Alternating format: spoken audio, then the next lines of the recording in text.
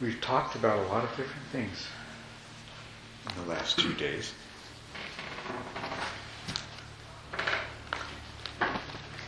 There still are a couple of things that I would like to discuss with you. One of the suttas that there is an excerpt of in the handout I gave you, it's on page 5,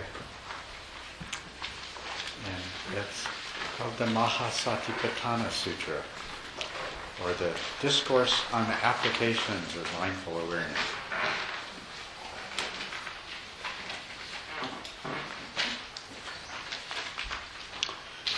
And of course it's very relevant to the topic of this weekend, practice of mindful awareness in daily life. Now this is just a small part of this sutra, but I tried to capture the essence of it in this excerpt.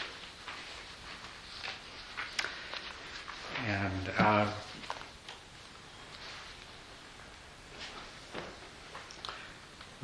the first passage here is really from the introduction to the sutra.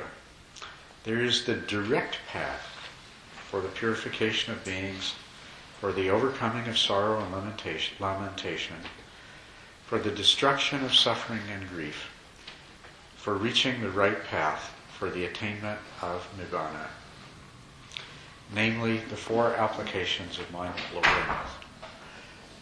So I just want to point out to you that the purpose of the practice of mindfulness that's described here is the attainment of nibbana. It is the ultimate, the highest goal.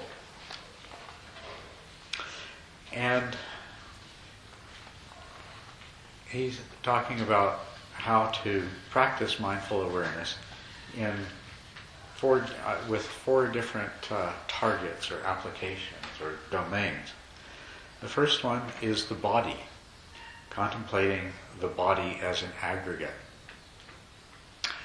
And how is the body an aggregate?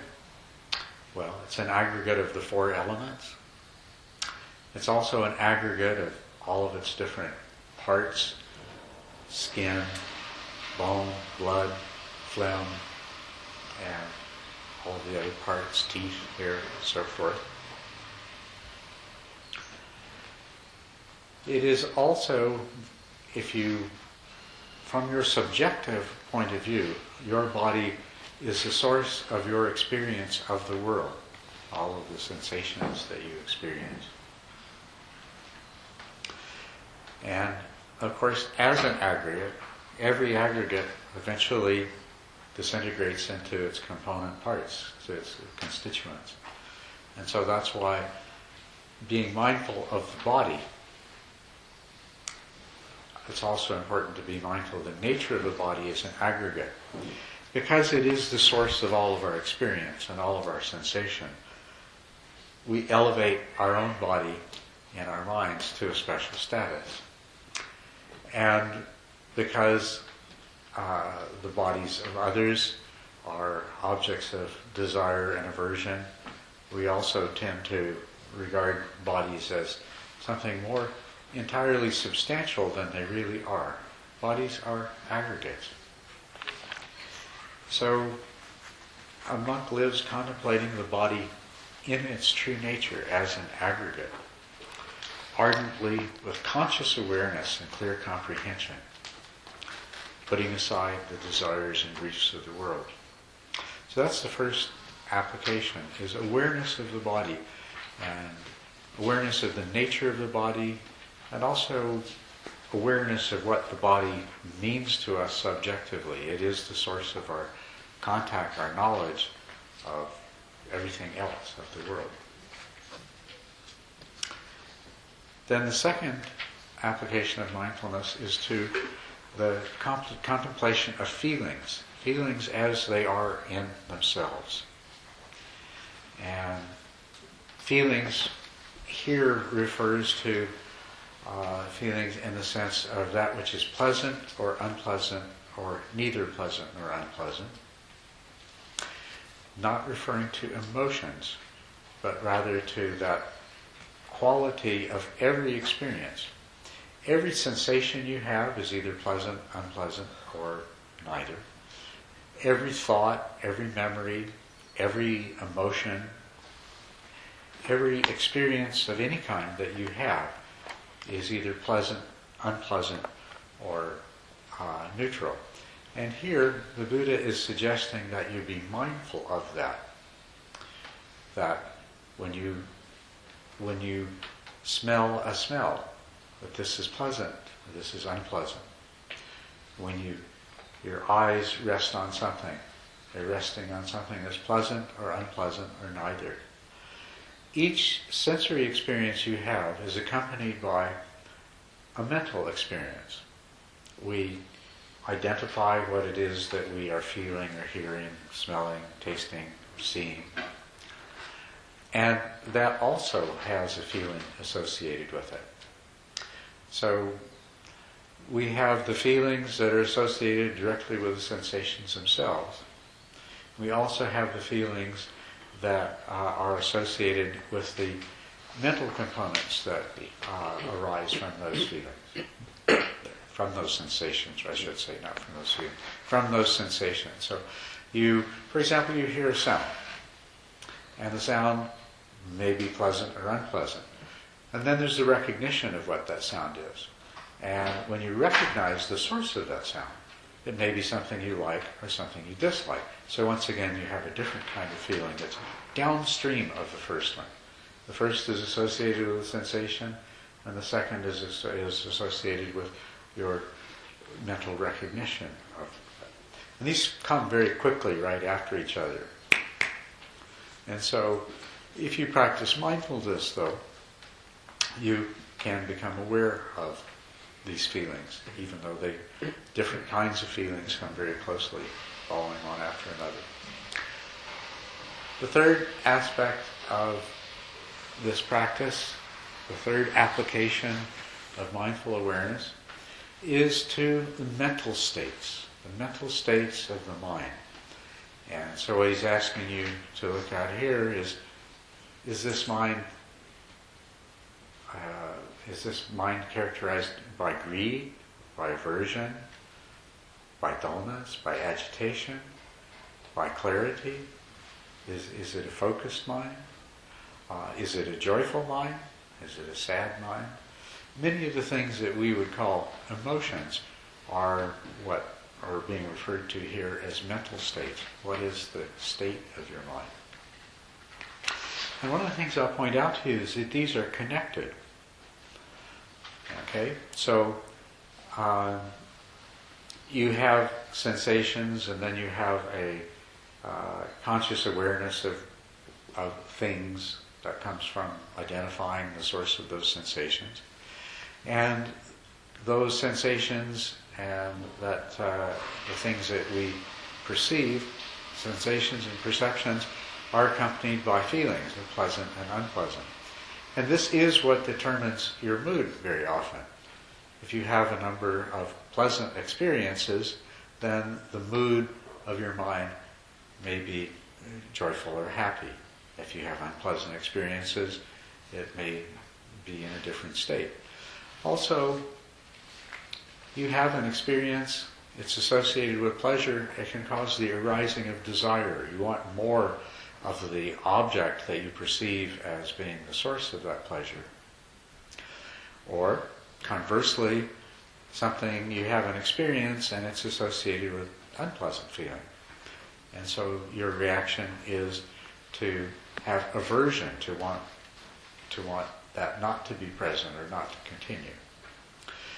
So all of the different mental states are very closely connected to the sensations that your body has delivered to the mind and to the feelings that have arisen in your mind as a result of that.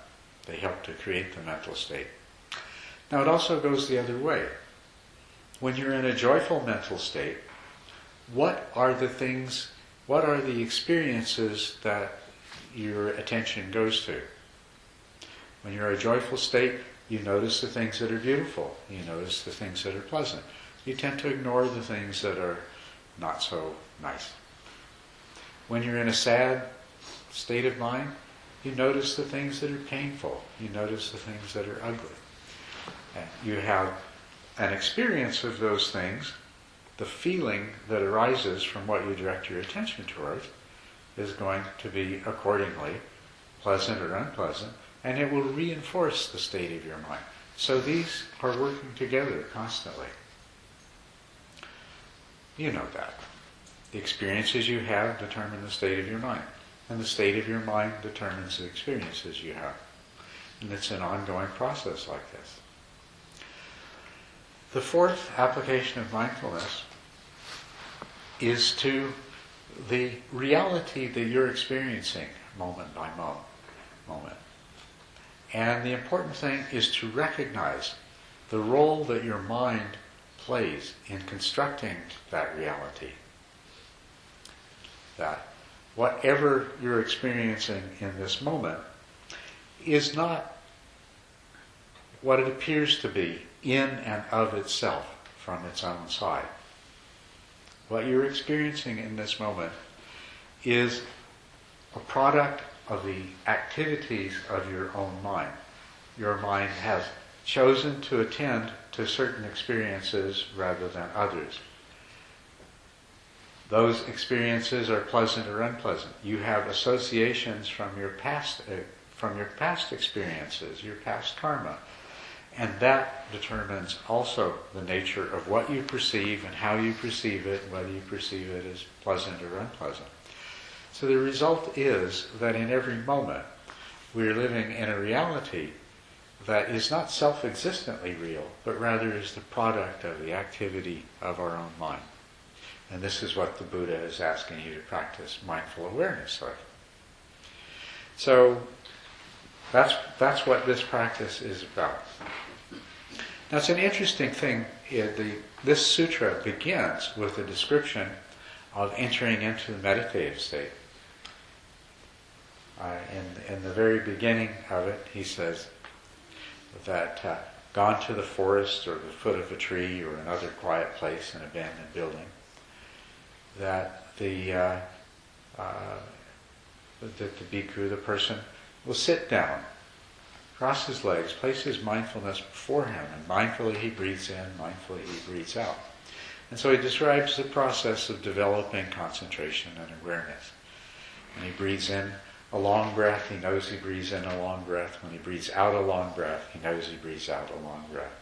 When he breathes in a short breath, he knows. When he breathes out a short breath, he knows. So this is the meditation practice. This is where the mind becomes concentrated and focused and highly aware and notices what's happening. And he proceeds to say that experiencing the whole body as he breathes in, and experiencing the whole body as he breathes out. He trains himself. So he's training this high level of awareness. Calming the bodily formations he breathes in and breathes out. And so he presents the meditation process at the beginning of the sutra. And then the rest of the sutra, now many people, anywhere you go, everybody wants to interpret the Satipatthana Sutra. So there are many interpretations of, okay, what does he mean by this? What does he mean by this? But for me, it was always obvious. First he describes meditation.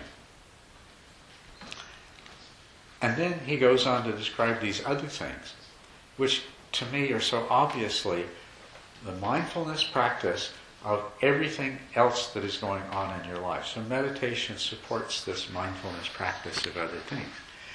And he even says that. And if you look at the last little paragraph here, and this is actually a description of what's meant by with conscious awareness and clear comprehension. Further, monks, a monk in going forwards and in going back is practicing clear comprehension. In looking straight on and looking away from the front is practicing clear comprehension. In bending and in stretching is practicing clear comprehension. In wearing his shoulder cloak, the robes, and the bowl is practicing clear comprehension. In regard to what is eaten, drunk, chewed, and savored is practicing clear comprehension. In defecating and in urinating is practicing clear comprehension. In walking, in standing, in sitting, in sleeping, in waking, in speaking, and in keeping silence is practicing clear comprehension. So it's clear to me that the intention here is for us to observe our body, the body that acts and the body that experiences the world around us, to observe clearly the feelings of pleasant, unpleasant, and neither that are associated with the sensations and with the perceptions that arise as a result of that. To be mindful of the mental states that interact with our experiences and perceptions. And most especially, to be mindful of the way that this all interacts to create the reality that we're in at any given time.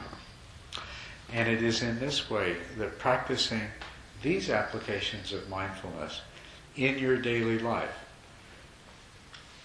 with the foundation, with the support of the meditation practice, that you come to understand the true nature of things, the way things really are. So it's in especially this fourth application of mindfulness that we recognize the emptiness of the world and the objects in the way that we normally experience them, and the emptiness of the self that stands behind these mental states that are being experienced, and the way that our experience unfolds in response to mental states and perceptions.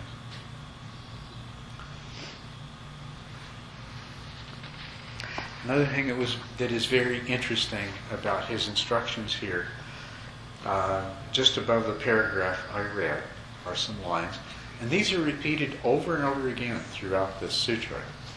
This whole sutra is fairly long, and it consists of quite a few detailed instructions about how to carry out these applications of mindful awareness.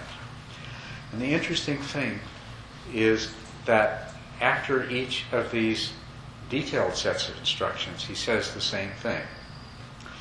He says, thus he lives contemplating, now in brackets I put these four, but in the sutra itself, where it's repeated over and over again, it would say either body, feelings, mental states, or dharmas, according to the section. But he says over and over again, thus he lives contemplating these four internally, or he lives contemplating the dissolution,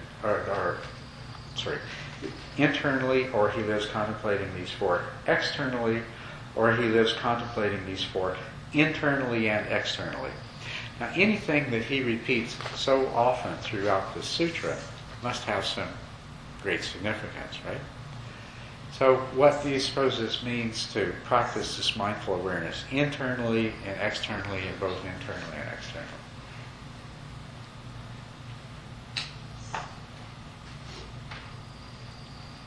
Literally, what's going on inside you and what's going on in the external world. Yes, that's right. Yes, and both. And in terms of externally, you're looking at your sensations and your perceptions and your feelings and your mental state. So he's not suggesting that you examine the mental states of rocks and chairs, right? But of the people around you. And what's really powerful about this is that, and this is true of absolutely all of the mindfulness practice that we've talked about, is that as you see and understand yourself and these things in yourself, then you can see the same things in other people. Right? So, now that's wonderful, because that totally changes the way that you tend to see other people. When you see yourself in someone else, you understand them in a different way. And you naturally have much more compassion for them. You have much more understanding. You see them acting in a particular way and you say, I've done that. I know what that feels like. I know what motivates one to act that way. So you see yourself in other people, and this opens you up, and opens you up to compassion and understanding. But there's another interesting thing that happens too. If you practice mindful awareness, not only of yourself, but of other people, you can see things in other people that you can't see in yourself. Right? So it works the other way too. If you practice in this way, seeing yourself in somebody else, and then you see, aha, you see things about it, and you realize, I'm like that too. I didn't see that in myself. You know, I disguised that in myself. It was obscure. But now you can see it in other people. And so this is the advantage of practicing this mindful awareness internally and externally, and both internally and externally. On the one hand, it develops much greater understanding and compassion, makes us less prone to unskillful mental states. On the other hand, it allows us to see and understand much more clearly than we would if we only examined ourselves. After all, would you ever know you had a nose, 2 eyes, and a mouth if you could never see another face? At least you wouldn't know what yours looked like. So, then he goes on to say he lives contemplating the origination of these 4. He lives contemplating the dissolution of these 4. He lives contemplating the origination and dissolution of these 4. So, in examining these, what we also see, we become aware of the fact that everything is constantly changing. Nothing is permanent. Things arise and things pass away. And as we continue to observe this in these ways, we come to realize that everything is process. Everything is a kind of flow. And especially the reality that we create in our mind appears so stable to us. And the reality of the person that we think we are also appears so stable to us.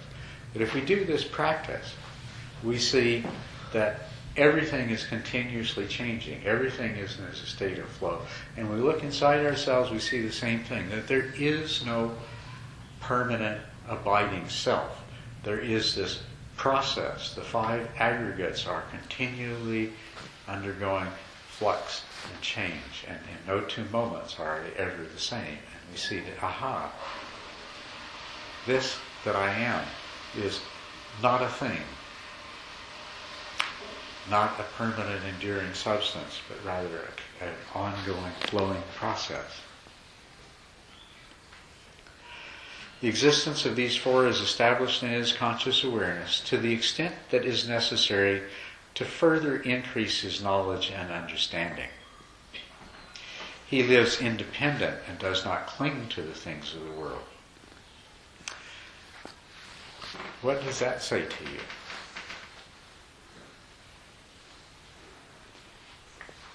The existence of these 4 is established in his consciousness awareness to the extent that is necessary to further increase his knowledge and understanding. Because what is it, I mean, you've noticed all of these things, you've noticed your body and your feelings and your mental states before. What is different about this practice from how you normally experience it that allows wisdom to arise? Yes? Well, he's saying that that their existence is only there to the extent that it helps him, Yeah. and he doesn't connect to them like they're real. Exactly. Yeah. You don't identify with them. You don't make them real. You don't grasp onto them. And it's very similar to what we do in meditation. Thoughts come in meditation, and we see, oh, that's a thought. But we don't get caught in the content of it. If we go into the content of the thought, well, we're lost. We're gone. And it's the same thing. In practicing mindful awareness, you have to learn not to get caught. To see these things to the extent that they contribute to your knowledge and understanding of the way they really are. but without getting lost in the delusion. Because your feelings of pleasure and pain, you can become caught in them. And once you're caught in them, then you become caught in the mental states of desire or aversion or joy or sadness, grief, and so on that come out of them. And so this is about staying mindful, not losing yourself in the experiences that you have. So I think this is one of the most powerful teachings that we have that have come down to us, and one of the most useful ones. And I really like the way it points out the relationship between meditation and these practices that you do when walking, sitting, standing, eating, dressing, undressing, going to the bathroom, everything else.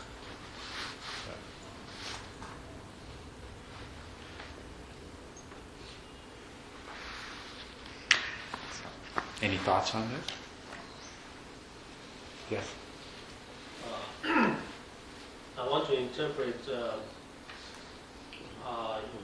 what you just mentioned as in a mathematical way.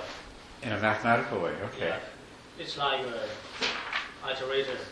It's a function that the input, at each input of the function, you got output. Yeah. But if you turn the output again as an input, it's an iterator.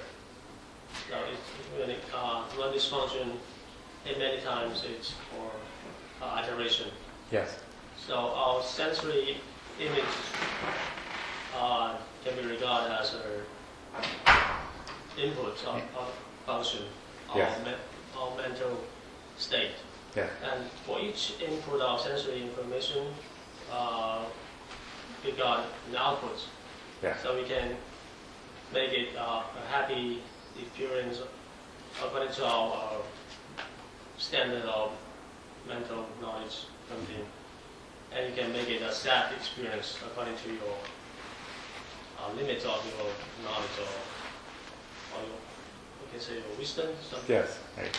So the output is immediately turned around as another sensory. Becomes another input. Yeah, input. So we experience your output again, and then run and run again.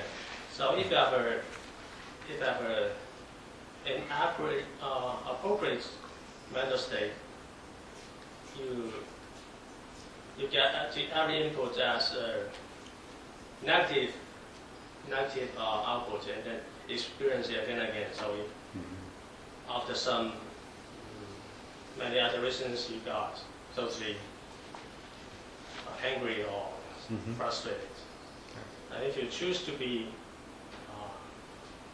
positive, you turn every input, even negative input, as you turn it into a positive output, and you experience the output again, and it's an input again, and when many times you got dhyana, joy experience. So it's very important for us to notice that iteration and make our step of mind smaller and smaller to make it available for us to change our reaction to each. To change our reactions to our sensory image, and then change the whole style of our life. Once we understand how it works, then it becomes possible to change it. And so I don't know, did you follow what he was saying? Yeah, it's like an equation. Now, most of the time what we do, if we're like a mathematical function, and you have inputs and it produces outputs, most of the time we go around trying to change the inputs so we'll get a different output. But what this is suggesting is that we change the mathematical function so that we're not dependent upon the inputs for getting a particular kind of result. We can do both. Of course we can change the circumstances we're in. We can spend time in company of good people.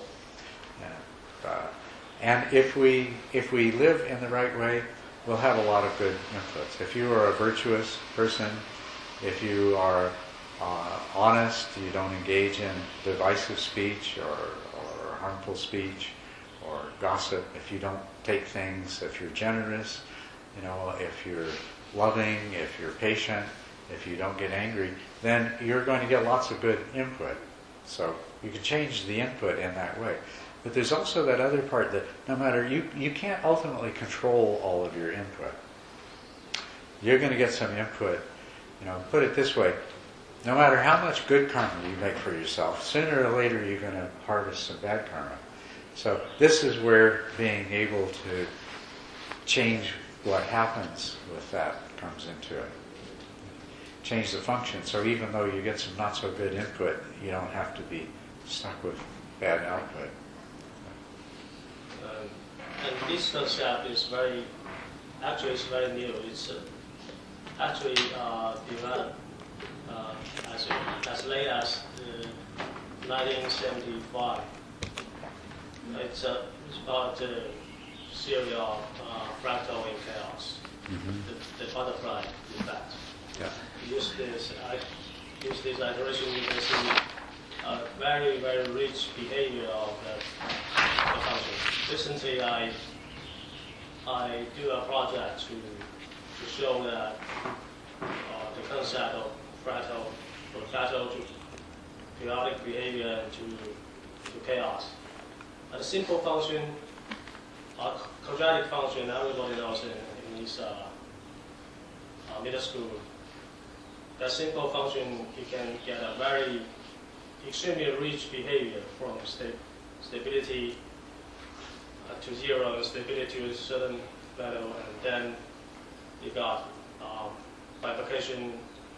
The output constantly focus on 2 period, and then for the first short period, and then it turns to period 4 and period 5, now period 8, and sometimes get period 5 and period 3. Yeah. And a very rich behavior. It's amazing, really. I know. And maybe remind. But everything is still deterministic. Oh yeah. The function is deterministic, but the output is it's chaotic. You can say. Yeah. But it's deterministic, chaotic. Yeah. But Reading a book, The Mathematics of Buddhism. Yeah, the mathematics. Well, see, Sean is the perfect one for that because he was doing Buddhist studies at the University of West, and now he's studying mathematics.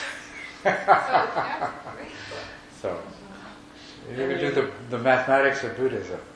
and you know that the fractal picture it reminds me very much of the boundary of body and from the outside and in the inside.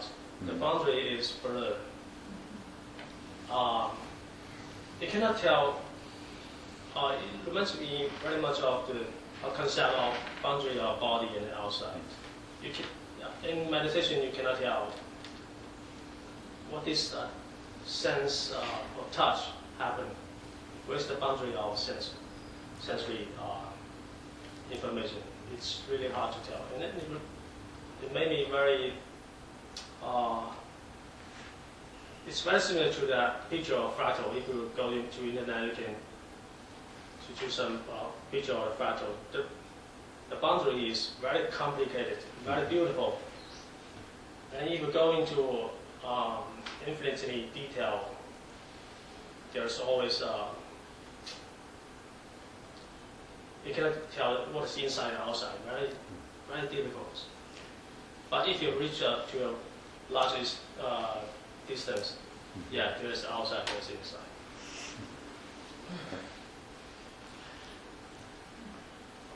Anyone else have any comments? Yes, Gary. Very interesting to hear what Sean said, the input-output. And I have a question just about that.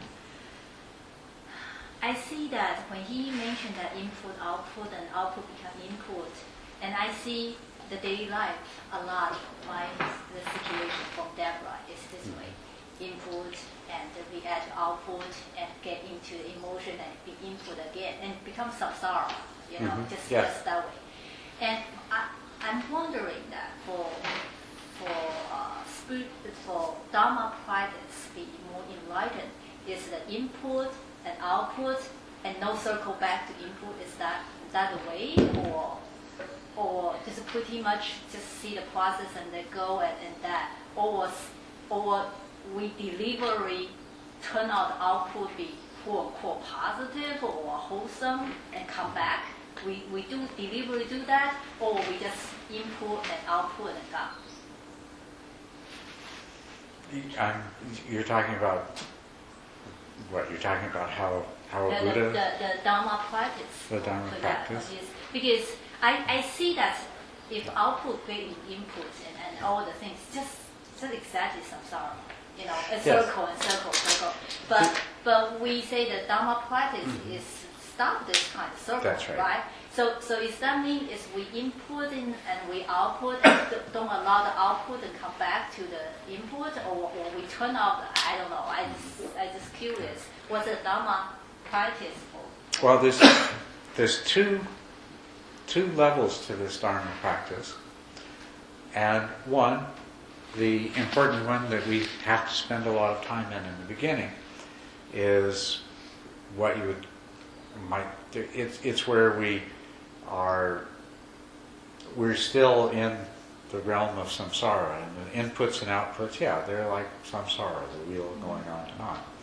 So what do we do if we practice virtue? If we practice generosity, virtue, patience, right effort, we meditate, if we do all of these things, we are creating good karma, and we are neutralizing our bad karma, but we're still in the realm of karma. We're still in the realm of inputs and output. If you live and practice in this way, you'll have a much better life. You'll have much happier circumstances. If you practice in this way, you can become less vulnerable to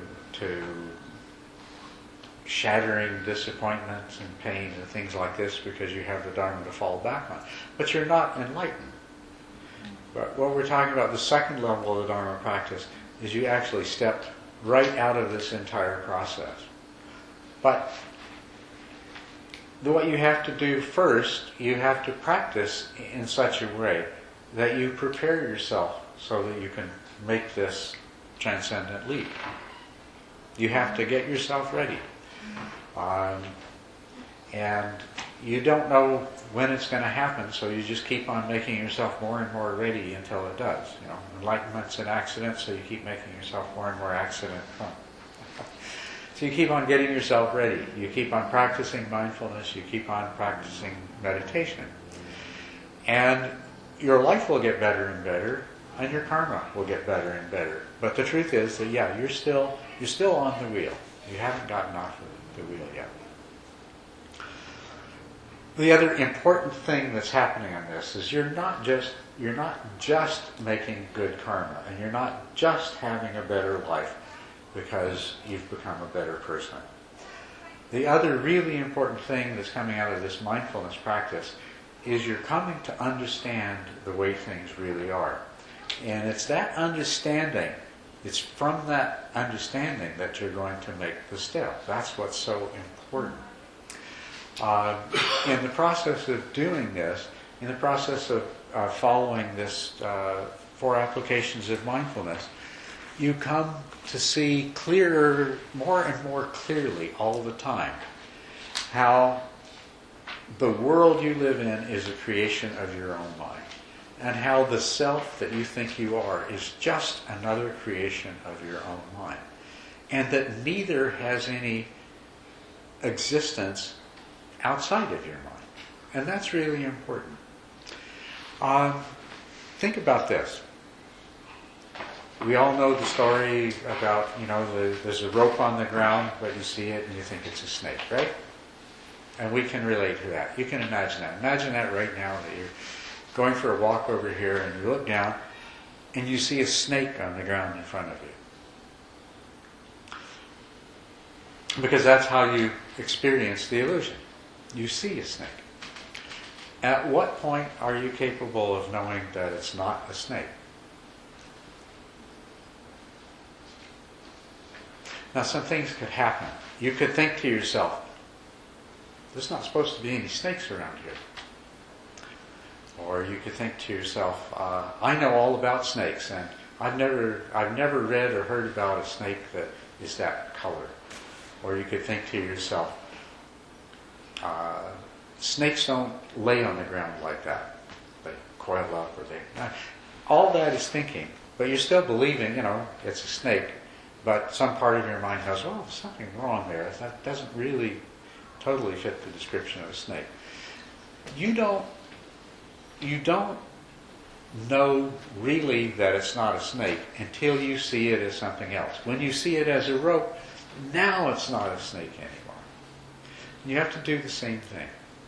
You have to get to that place of understanding, basically understanding the three characteristics. That there are no such thing as things. There is only this process that takes place. And that it is empty of any nature of being the way it appears to us to be. And you recognize that to cling to that which is not real, to that which is empty, can only make you suffer. And then you realize that this self that you believe you are is also an illusion, and that going through your life acting in a way to serve the interests of this illusory self is only going to lead to suffering and dissatisfaction. So it's when you really see that. This is insight. This is what we're after in this process, is to gain insight. And the insight is that we see things as one way, but they're not that way. And all the problems that we experience are because we act as though they are something that they're not. And this is the insight. Well, this is good, but even with insight, you're still on the wheel. Okay? But it makes it possible. What you have to do is to see things as they really are. But the first step is to see that it is an illusion. And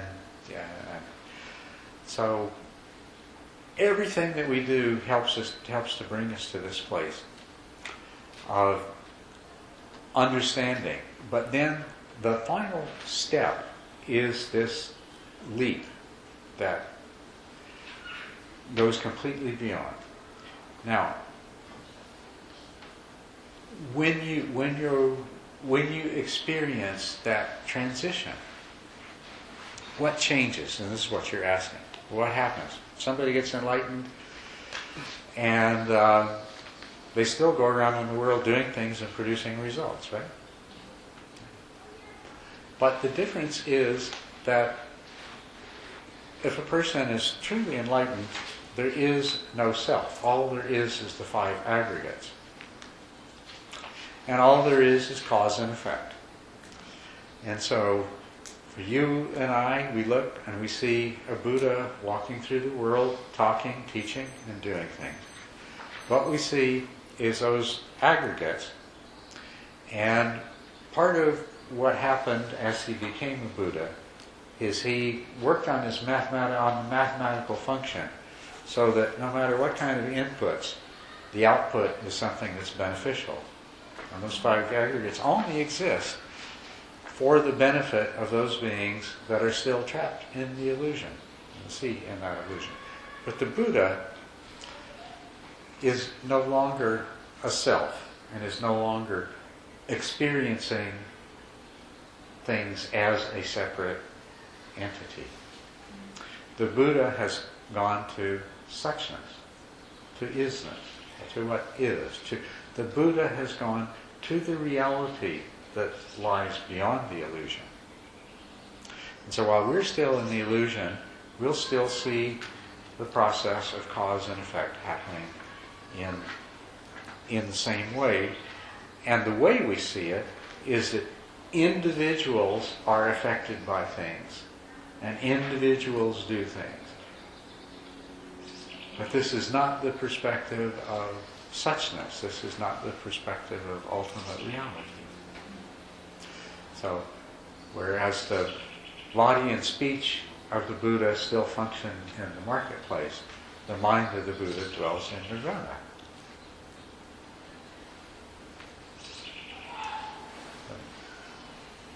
But you're absolutely right, and this is an important point, that no matter how good you make things, no matter how much you purify your karma, if you're still trapped in a delusion, it's only a matter of time before you make more bad karma, or good karma, or whatever. As long as you're in the delusion, you're still caught in karma. And we can't, if we could magically be bumped out of it, then that would be good. We'd step right outside of it. But instead, what we have to do is to work with the illusion that we're caught in, to work with the karma. So let's work with the karma. Let's make it work for us. Let's purify our karma, and let's bring ourselves to the point where we can go beyond the delusion to make that final step and transcend it. Okay? So, other comments?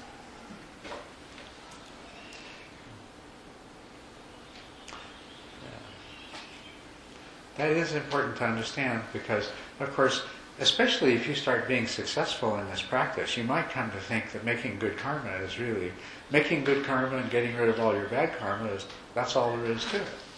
But, and, you're kind of justified in thinking that. It's like, wow, everything's going so well now,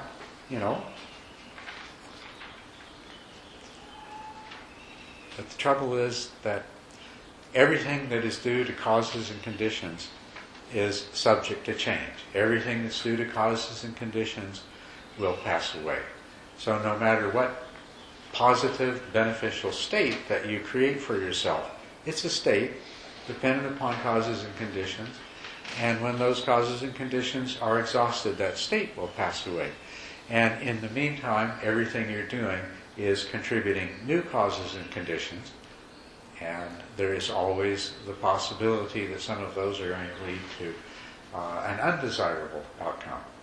So until the mathematical function is absolutely, totally perfect, which I don't know if it ever can be, but as long as it is, sooner or later you're going to get an output that isn't what you want.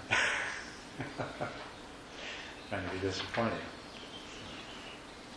Yes, Mark. The difference between Buddha and other very wise sages is that he is completely liberated person, and in the process of purifying his mind,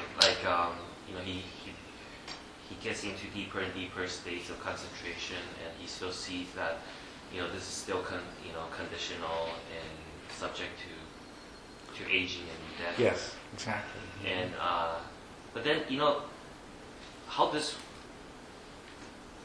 one know for certain that the goal has been reached? It's like somebody who's used to eating very, very salty food, all of a sudden is exposed to food that are a lot less salty, and is so low, the saltiness level is low to the point that's undetectable by the person who's used to very salty food. It takes probably a long time of eating that food before they realize, there's still salt in this food. And so maybe it takes a lot of time to finally realize whether if a person has achieved the goal or the person would just simply know. Well, that is a problem. How do you know when you've achieved the goal? Because there are a lot of wonderful attainments along the way. And it is the nature of the process that people do mistake those for the goal. and that happens over and over again. It is one of the important roles of a teacher who has already traveled the path, because they can tell you where you are. More importantly, they can tell you where you aren't. You're not there yet. Isn't it more important for us to know that we're there instead of having other people tell us that we're there? No, it's more important for you to know you're there. What's important for other people is if they can tell you when you're not there yet, so that you don't quit practicing and making the effort. That's exactly the thing. One of the things that happens in meditation is that you will come to a place where you experience great joy, tranquility, equanimity, and it will stay with you when you're not meditating. So you go out in the world and, you feel like you've transcended everything. Things don't bother you, you don't get upset, you're happy, you love everybody, you're not attached to things. And this is very similar to what it's like to be awakened, but you're not awakened. It's only the result of your meditation practice. Because if you don't continue to meditate, then it will go back to being the way it was before. The joy will fade, the tranquility will fade, the equanimity will fade. You'll start to react to things again, things will start to bother you again, and so forth. So, this is a good example of something that, while this is the state of samatha. So somebody that practices and they achieve samatha might become convinced, and they do become convinced. It happens a lot. They become convinced. I'm enlightened now. This is it. I'm perfectly happy. I understand everything. Nothing bothers me. I love everyone. What more could there be? What more could there be? And they become convinced of it. What then happens, of course, is that they might set themselves up in the position of a teacher. And they gather around a whole bunch of students around them who, admire and adore them. And their practice begins to slacken off. And then the cracks begin to show. They lose that state. But now they have an ego investment. They can't say, oh, well, I guess I have to go back and practice some more. Because they've already sold themselves to all these people. I'm the enlightened master. So, how do you say, well, I realize that that's not really it. I've got to go back and practice some more. And now they're in a trap. Maybe they can convince themselves they're very close, and they're kind of like bodhisattvas who's going to be enlightened. Yeah, they're bodhisattvas stuck along the way, and they're stuck in a trap of their own making. But if that person had a good teacher, the teacher would have said, "This is rapture that you're experiencing, and it's dependent upon your meditation practice, and it won't last. Something's going to come along in your life that's going to blow it up, and when that happens, it's going to all be gone. Or you're going to get sick and you can't meditate anymore, and it's going to all go away. Or you're going to get, you can enjoy cruising down this wonderful place for a certain period of time, and then you're going to get old and sick and you're going to die, and it's going to all fall apart. So it's not, what's important is that you don't delude yourself. And this is where somebody else comes in. It's not important whether somebody else says, Michael, you're awakened now. I mean, if somebody says that, says, you don't need to practice anymore, Michael, you've arrived, that doesn't do you any good at all. It doesn't mean anything, because I still, if I can still, since I'm suffering, it doesn't matter what other people say. I know I haven't been enlightened. Yeah, that's right. But the thing is that you can become convinced you've become enlightened when you haven't. And there's the problem. And there's where a teacher can say, well, Michael, you might not be, so I want you to keep this in mind, and I want you to notice these things and keep practicing and do this and do that. And then, if the salt is still in there after a little while, it won't take too long, because now you haven't blinded yourself by saying, this is it. So now you'll be able to taste, there's still some salt in there. I haven't arrived yet at the total salt-free diet. I was having a discussion with Chris earlier. He had a question in regarding to, you said that, what is the word that he used? Life is suffering. And then he disagreed with that because he feels that a lot of times when he's in deep meditation, he feels nothing but joy. Mm-hmm. But then, to me, that just sounds like somebody who is still ignorant of the subtle sufferings that is still there, because when we're in a meditative state, it's conditioned. That's and right. anything that's conditioned is subject to aging and death. Exactly. And so even if, say, for example, compared to the normal salty diet that I have, the diet presented at that time is much lower in sodium. Mm-hmm. It's still a food that has some substance of sodium, and Mm-hmm. it's still fundamentally the same. I haven't reached the point that that the food is entirely salt free. Right. Yeah, and and so meditation, if you're successful in meditation, you will reach places that tempt you to think that, well, this is as good as it can get, or this is good enough. And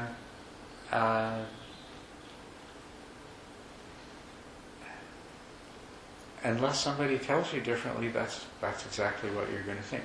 But meditation that produces that is no different than, maybe the first person that ever smoked opium saw the same thing. This is it. I've got the solution. Now, all I have to do is keep smoking opium the rest of my life. There'll never be any pain, only happiness. But the first time you run out of opium, then...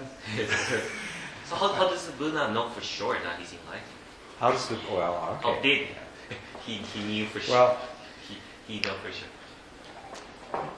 the thing is, when you... There's so many people before him said that they're enlightened too. Well, and I do believe a lot of those people were. The Buddha wasn't the first person to achieve enlightenment, but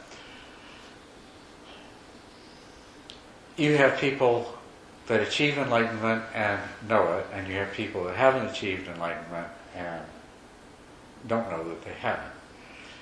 But how does the Buddha know?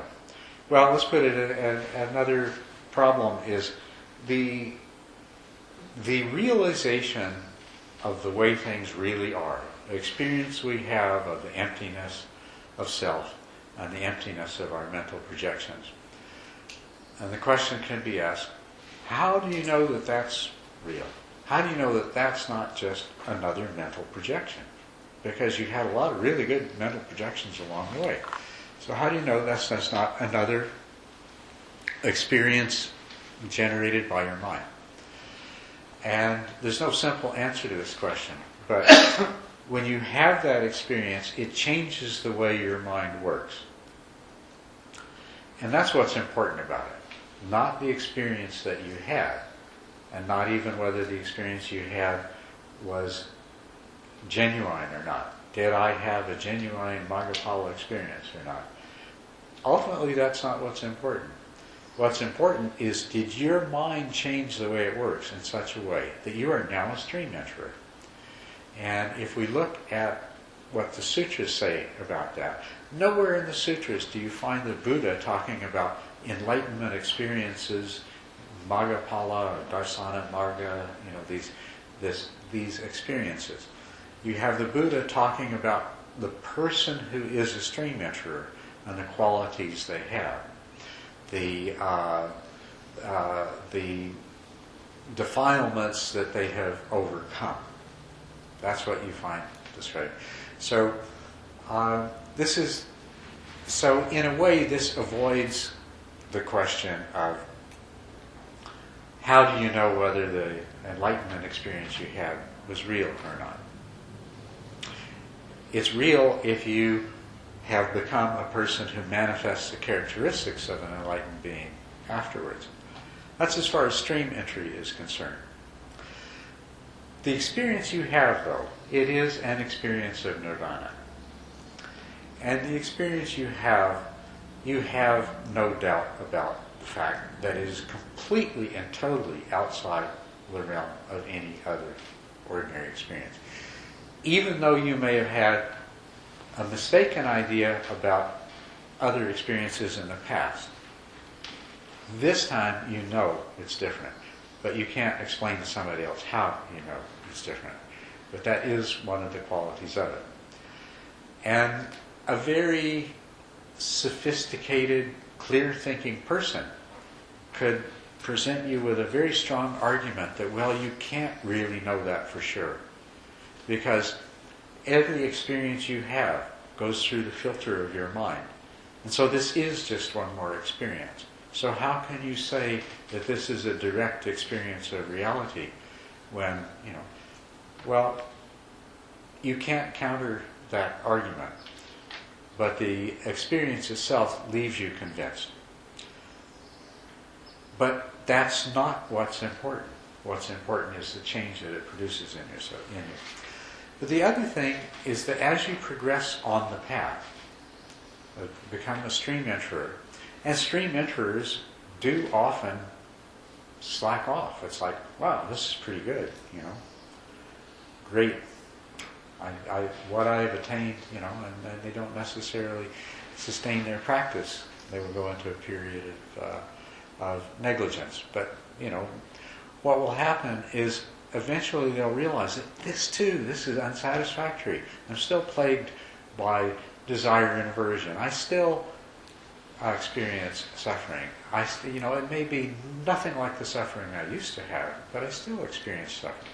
I still slip into negative mental states that bring about unskillful actions and the consequences of it. So at some point there's further to go.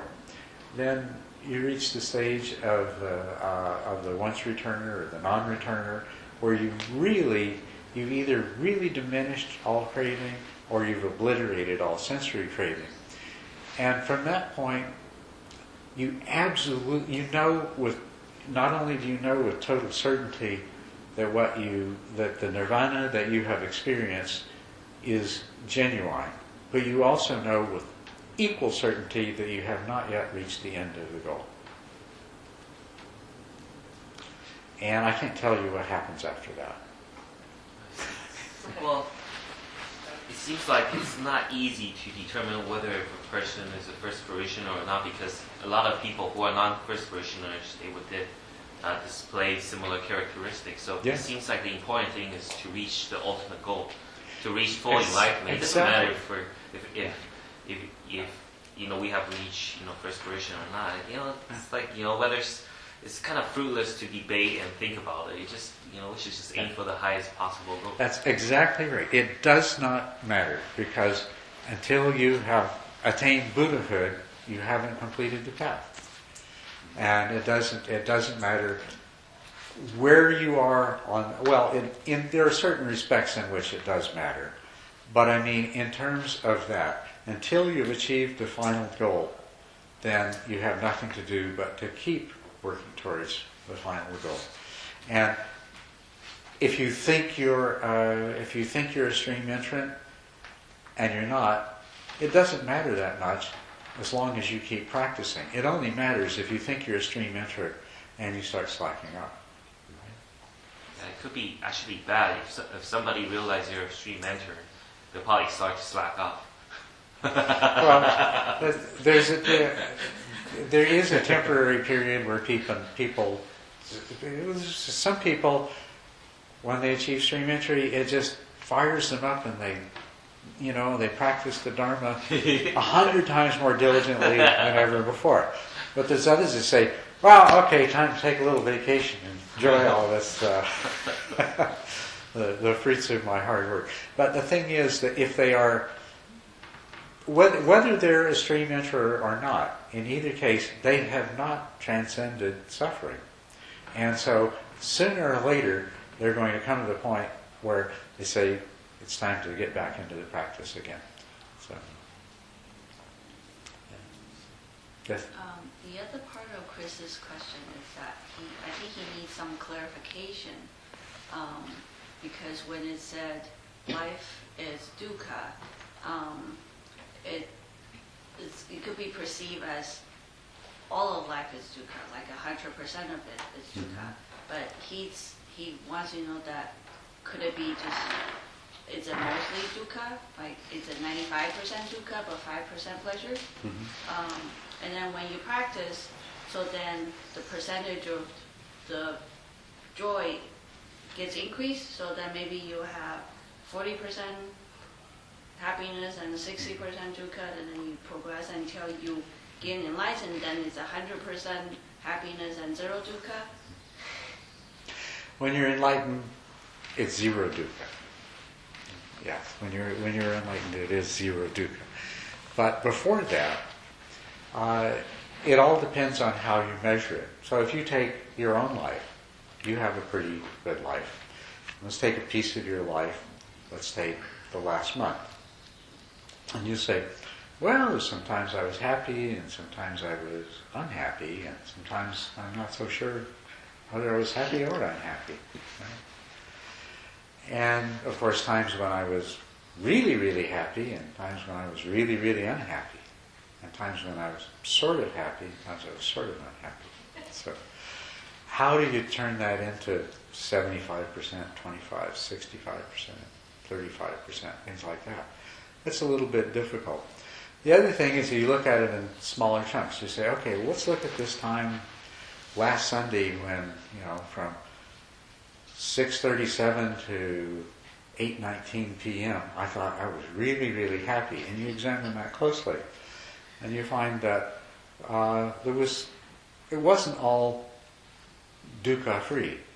There were the moments where you clung to the happiness you had in such a way that you had the fear of losing it. You had the thought, well, this isn't going to last. So even within our happiness is some disguised dukkha.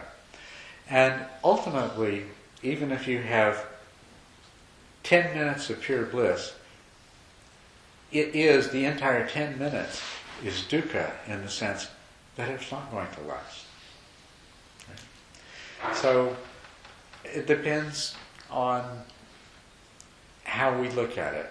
Now, what a lot of people will do is they'll look at their life and they'll say, well, yeah, there's a lot of pain and suffering in life, but mostly my life is pretty good. So, that's good enough for me. I'm happy with that. And you'll find people out there that are like that. And they're pretty happy, easygoing people because they're looking at life that way. Remember, dukkha means unsatisfactory. And if you look closely enough, then you find that their life is still characterized by dissatisfactoriness.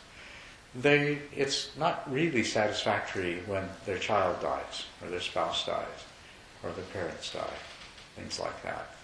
There is all kinds of suffering along the way. When they get that diagnosis of cancer or whatever, there's a lot of dissatisfactoriness in that. When they're told, well, you have a choice, you can do all this chemotherapy, it's going to make you really sick for 3 months, but then you might live for a year longer than you would otherwise. 3 months of misery, chemotherapy versus living a year longer. There's a lot of dissatisfactoriness in that choice. There's a lot of dissatisfactoriness in that experience. So, depending on how you look at it, you can look at life in one way and say, no, it's not all dukkha. It's got its ups and its downs. So it's got some dukkha and it's got some sukha. And that's the way we usually look at it. But you can look at life a little more closely and a little more realistically, and you realize that there is no place on the wheel of samsara that is truly comfortable, that is truly happy, is truly free from dukkha.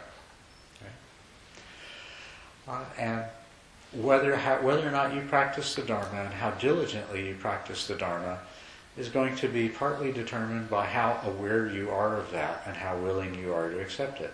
Some people are saying, well, I'm willing to accept that amount of dukkha, and other people say that they're not.